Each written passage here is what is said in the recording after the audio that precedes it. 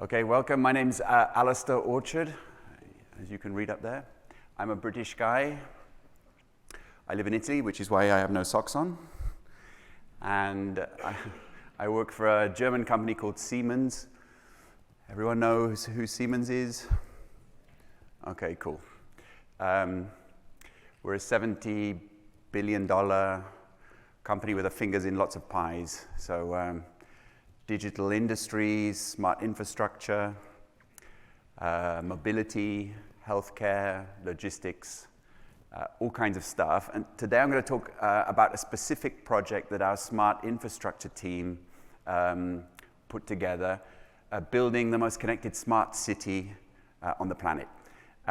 Combined with a couple of other cool projects that I've been running that I'll walk you through, this has created a blueprint for the digital transformation of other cities around the world, and could also inform how sustainable, smart, autonomous, safe colonies can be established off-planet. Okay, so the city in question is in Dubai. It's actually part of the 2020 World Fair called Expo 2020, which is a pretty bad name as it took place in 2021 and 22. Thanks, COVID. It was a big project for us. 4 years it took to set up, and involved the collaboration of 192 countries, which is never easy. And during the year that the city was open, we received 25 million visitors to a site that's about 4.5 square kilometers. So that's more than 600 football fields. Every World Fair is different, obviously, but they all have this kind of idea of smooshing together culture and science and technology, a bit like Epcot. Did anyone go to the expo? No? Okay, fair enough. Every expo is different, but they usually have themes, and this year's themes were unsurprisingly sustainability, which is kind of good for Siemens. We have a big renewables business, energy generation, storage, distribution. And this, for example, is the sustainability area, the entire roof, all those trees they're covered in articulating solar cells. The other big theme was mobility, which again was good for us. We have a big mobility business. We did the New York subway, for example, many other mass transit systems in the US. And Siemens was established in 1847, so we're a pretty old company. We were established by the creation, the innovation around something called a pointer telegraph, which was a revolutionary telecommunications device. And Werner von Siemens presented that at the first World Fair in 1851. And we've been at every World Fair since then. But I have to say our involvement in this one has been our most ambitious project yet, because they asked us to digitalize the entire infrastructure of the World Fair. And to do that, we created a digital twin of the city with our IoT, our Internet of Things platform called MindSphere. If you know anything about IoT projects, they tend to be a lot of hype, relatively small, and often die horrible and young and early deaths. This one hasn't, and it's a monster. So we have more than 200,000 sensors sending data into the platform. And this is integrated with data from about 20 enterprise systems. So we have complete visibility over many aspects, and I'll walk you through those, many aspects of the fair. The reason the AWS logo is there is because MindSphere is hosted on AWS. We use about 40-odd AWS services, including a new one called TwinMaker, which would have been very useful, actually, but we didn't use it in this case. So what do we monitor? Well, first of all, everything related to the sustainability aspect of the World Fair. All the environmental monitoring. We have real-time CO2 footprint calculations.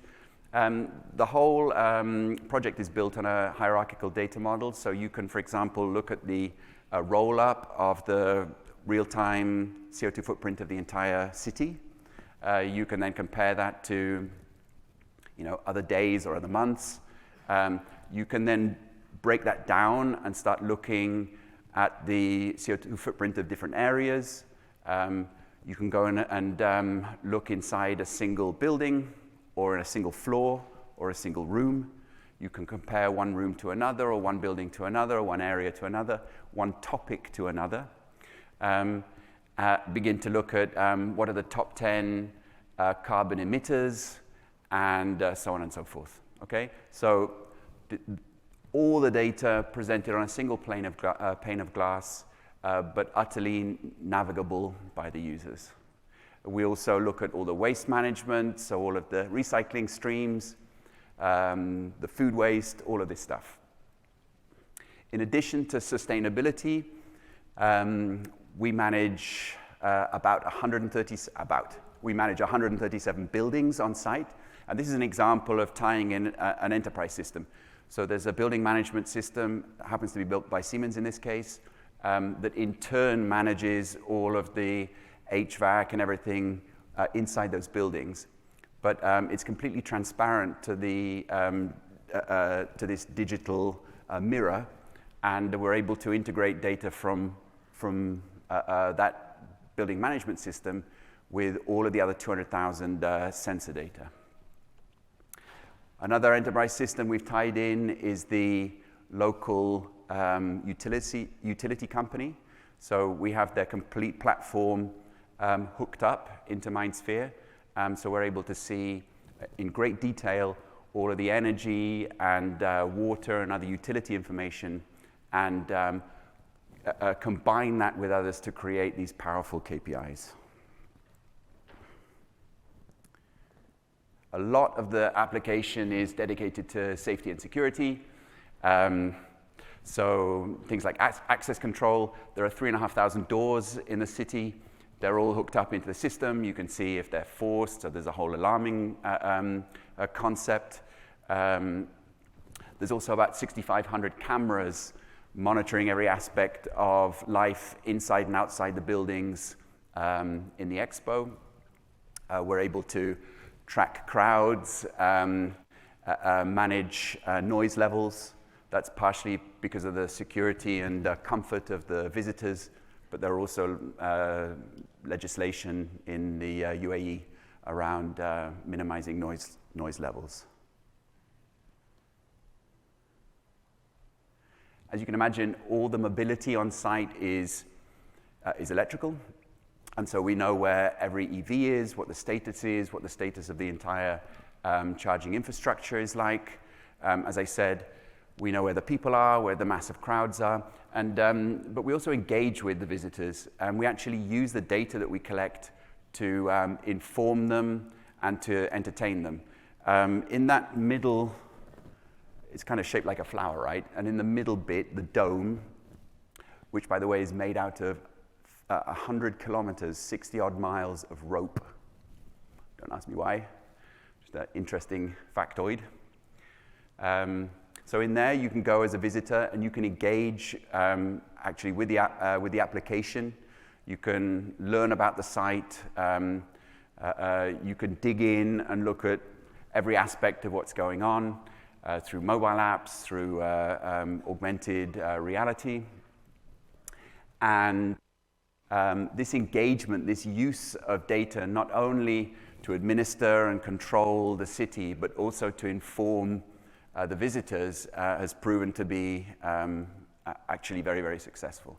Obviously, everyone has a role. So security guards or those responsible for optimizing sustainability, managing smart irrigation, they would have different access levels, including read-write. The visitors would only be able to read the high-level KPIs.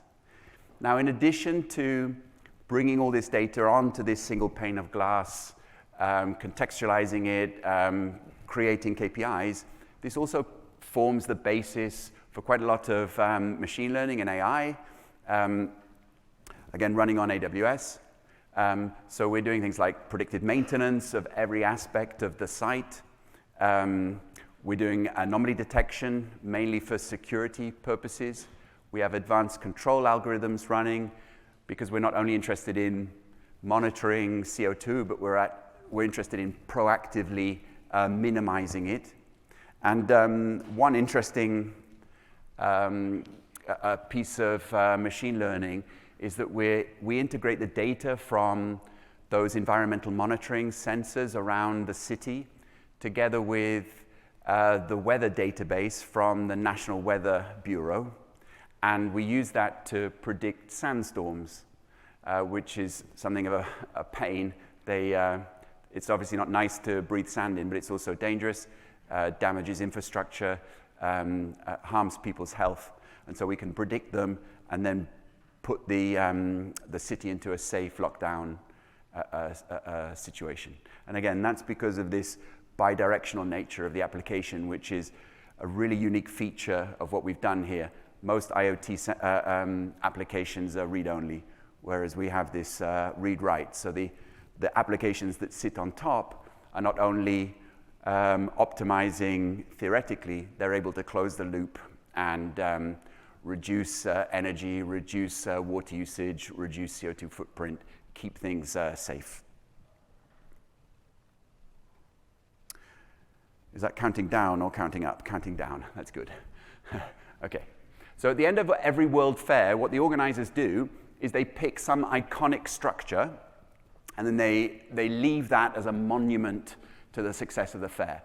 And so a couple of examples, I don't know if you know, but the Eiffel Tower and the Space Needle, these are both examples of past World Fair monuments. And Dubai is no exception. Expo 2020 will also leave that kind of espadrille rope structure in the middle.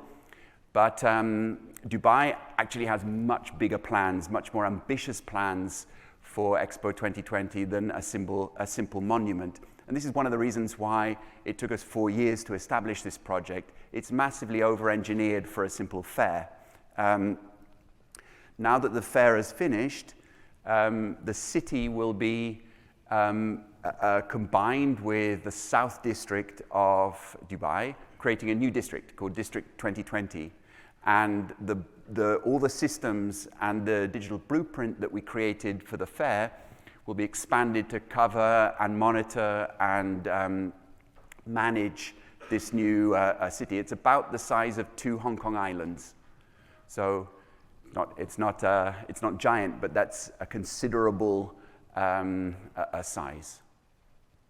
And what's nice for us, if you're wondering whether or not being involved in such a project is worthwhile, well, together with AWS colleagues, we were able to have meetings with quite a large proportion of those 25 million visitors, representatives from universities, from airports, and from other cities around the world who are looking to reuse this blueprint as they start their own digital transformation. Okay?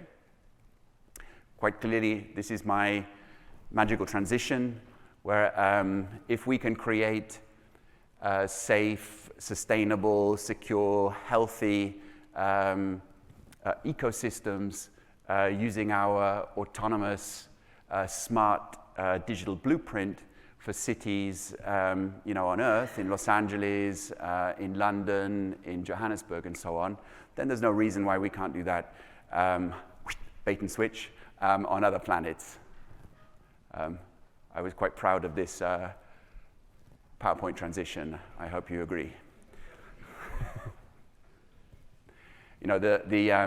Obviously the environment's far harsher. There are some logistical challenges that we'll talk about, but actually the inhabitants of Expo 2050 on the surface of Mars will actually face the same kind of challenges, will require a digital system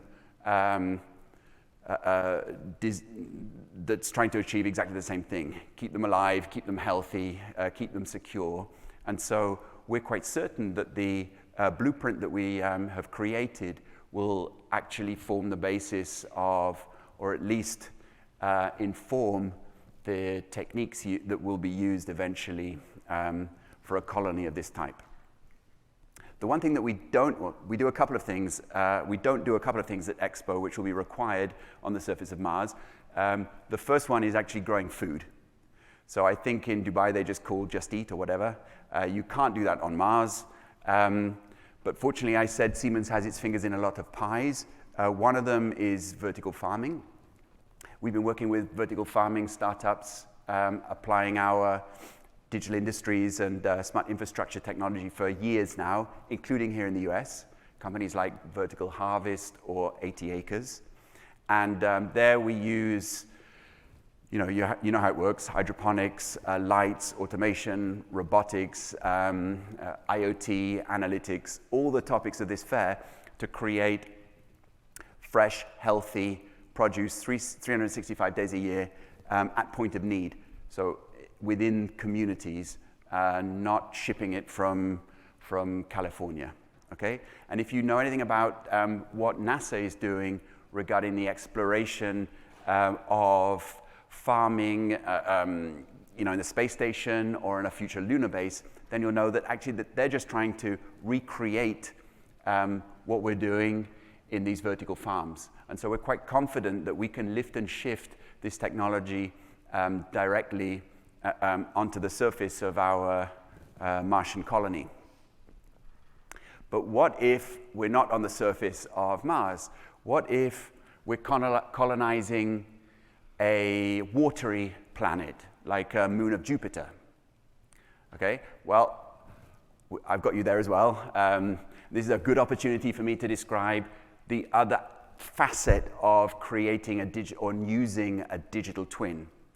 So the digital twin that we created for the smart city I talked about is like holding up a mirror, a digital mirror to an existing asset. That asset could be a machine or a factory.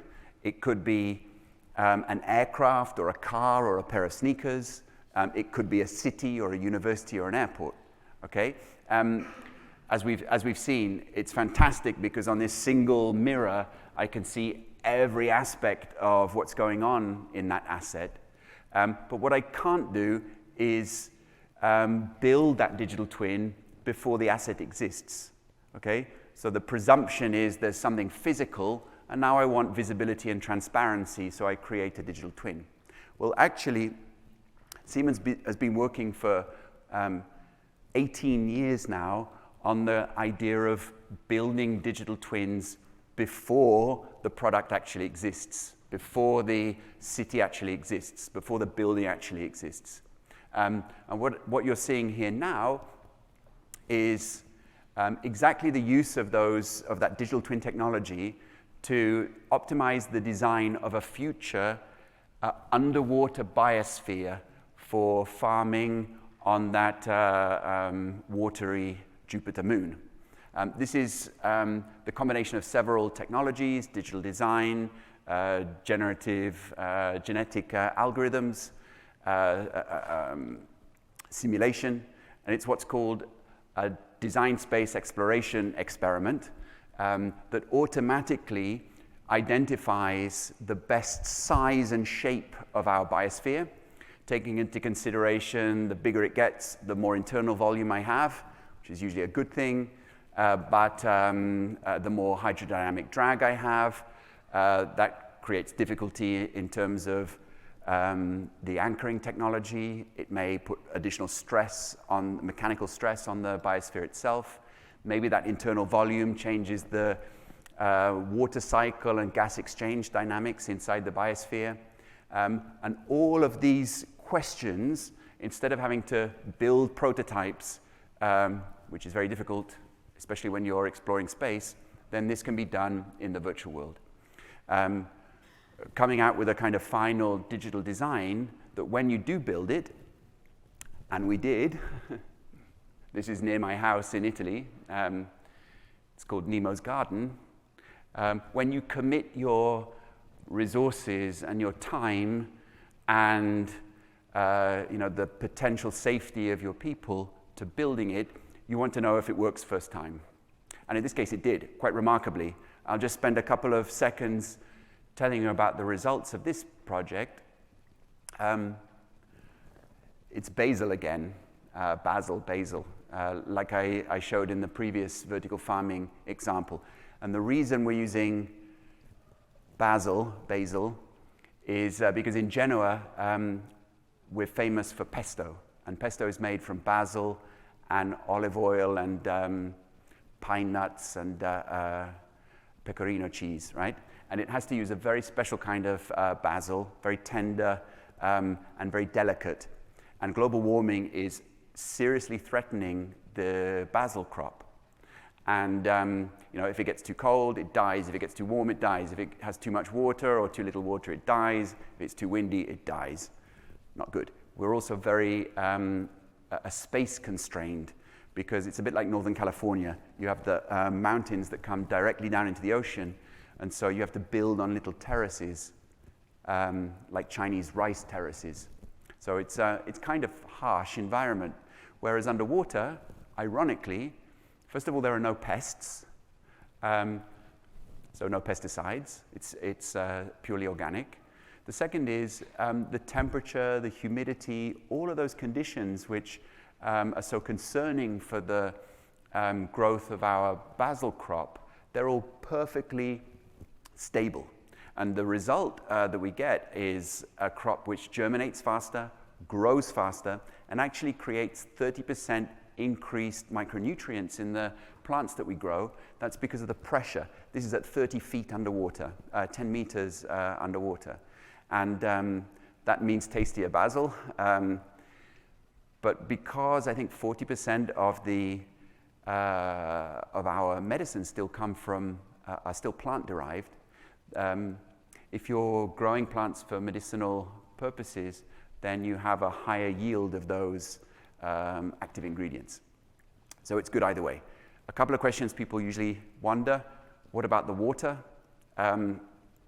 This is quite interesting. You can see there's a lot of condensation on the inside, and that's because the sun penetrates the water, penetrates the biosphere, increases the temperature of the air inside the biosphere. That then promotes evaporation from the surface of the ocean, that then condenses on the relatively cool inner surface of the dome. It runs down and then is pumped specifically up to individual plants. We know which ones because there's a machine learning algorithm which is looking at camera feeds and is able to predict the irrigation and nutritional requirements of every individual plant. So it's technologically dense biosphere. The other one is, what about carbon dioxide? Don't plants breathe in carbon dioxide and breathe out oxygen? This is a closed environment. How does that work? And remarkably, again, it's a kind of natural process. There's a perfect gas exchange between the dome and the surface of the ocean, which is continuously moving. There's a partial pressure differential, and basically it extracts carbon dioxide from the surface of the ocean and exchanges it with the oxygen that's breathed. So we're kind of decarbonizing the ocean as well. Anyway, it's a fun project. And if we can do this in Genoa, in Italy, or in Saudi Arabia, or in Singapore, or the Caribbean, then there's no reason why we can't do it on our little moon there. Okay, so I have 5 minutes left. We now have a population of our colony that is safe, secure, well-fed, but they're not very productive. This strikes me as something that we can't ignore. We surely cannot make things on Earth and then ship them to Mars on request. That would be stupid, right? But actually, that's exactly what we're doing on Earth at the moment. So we've pretty much outsourced all of our manufacturing to amongst other places, China, and then we ship the results all the way back across our oceans to our consumers in Europe and in the US. And it doesn't really matter whether it's a Cold War or a hot war or a pandemic, or just an understanding that we cannot continue to ignore the externalities, the impact on the planet of shipping all of this stuff around. Our reliance on these expensive, carbon-heavy, and fragile, very, very complex supply frames just cannot continue. So another kind of piece of the puzzle here that Siemens is delivering is called the Distributed Manufacturing Exchange. The idea here is that it doesn't matter where the creator lives. The creator is the brand owner and the designer of the product. The important thing is that the product is manufactured as close to the buyer as possible, okay? And so we have a digital business platform that allows creators of all types to publish their designs onto the platform. These can be browsed in a kind of store by potential buyers, and those can be individuals or they can be corporate buyers. And then they're able to trigger individualized on-demand manufacturing runs at point of need or very, very close. And then the product shipped the 1 mile to the consumer. And this is going to revolutionize, it's going to reorganize supply chains on Earth. It's going to have a huge impact on the sustainability of the way that we manufacture and deliver products to consumers. And we actually learned how to do this in our own factories. So we have this factory in Germany called Amberg, and we kind of trained our automation controllers to build more automation controllers. And we learned that you need a very automated factory in order to do this kind of distributed manufacturing, and a very flexible factory. So this is a completely lights-out factory. It all works automatically, and it can make 9,800 different products. It makes one product a second, so that's about 1 million a month. Uses about 4 billion components every month. So it's a pretty fast and high volume factory, but with the remarkable ability to make a very eclectic mixture of any of 9,800 different products. So we took this learning and we applied it to our distributed manufacturing exchange. The trick here is not only to digitally design the product, although that's important, but it's to digitally design the manufacturing process. Okay. At a high level, we create something called a bill of process, or a recipe, you can think of it as. This is a food and beverage example. And that's a sequence of manufacturing operations, or a sequence of skills that the product is going to have to find in a manufacturing facility. And that whole package of information can then be sent out to a local flexible factory which has never seen or manufactured that product before. So up in the top left, you see all the orders which have come in for this factory from different creators. The first order is highlighted, and you see the recipe or the bill of process, which is going to guide the journey of this product through the factory. Down in the bottom left, you see what looks like a WhatsApp chat, and that is the Industry 4.0 conversation or negotiation, the real-time negotiation that this product is performing or is having with the autonomous and intelligent equipment on the shop floor. As you see, they're all over on the right is the shop floor. You see there's no pipes, no conveyors. The product is being moved around by AGVs. And in this factory right now, we're making simultaneously those little things that are moving around contain shampoo, hair conditioner, mayonnaise, face cream, and ice cream, all being manufactured simultaneously. And we can do that with CPG products. We can also do it with complex discrete manufacturing products using additive, subtractive, automated fiber placement for composite products, robotic assembly. And if we can do it in Michigan or Minneapolis, we can do it on the moon. And if we can do it on the moon, we can place that into our picture. And we can beam product information from Seattle or Cupertino or Detroit. Okay? So that's my story. Unlike Jeff Bezos, our founder, actually our founder died 150 years ago, but our current CEO does not have ambitions to personally explore the cosmos, but we will continue to innovate new digital solutions using machines and automation and robotics that will improve and continue to improve life on Earth and hopefully create these building blocks for the expansion of mankind to space. Thanks very much.